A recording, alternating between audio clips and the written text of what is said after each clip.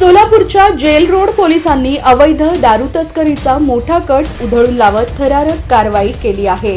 17 मार्च 2025 रोजी रमजान सणाच्या पार्श्वभूमीवर पोलीस गस्त घालत होते, तेव्हा एक वॅगनार कार MH20 BY 7781 यामध्ये मोठ्या प्रमाणावर विदेशी दारू तस्करी केली जात असल्याची गुप्त माहिती मिळाली। पोलिसांनी तात्काळ सापळा रचला, मात्र संशयित चालकानं थांबण्यास नकार देत वाहन वेगाने पुढे नेलं। पोलिसांनी त्याचा पाठलाग करत नेताजी सुभाषचंद्र बोस बागेसमोर कार अडवली।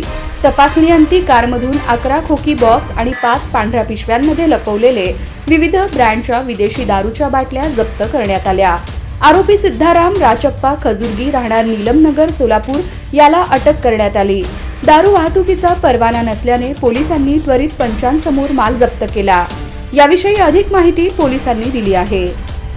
गुन्हे शोध पथक पोलीस स्टेशन जेल रोड यांच्या मार्फतीने एका गुप्त बातमीच्या अनुषंगाने वर्कआउट करून एक दारू पकडण्यात आलेली आहे। यामध्ये प्रामुख्याने सर्व विदेशी दारू जी तस्करी करून घेऊन गेली जात होती, ज्यामध्ये एकूण 3,31,000 रुपये किमतीची विदेशी दारू आणि ते करणारं वाहन, त्याचबरोबर त्या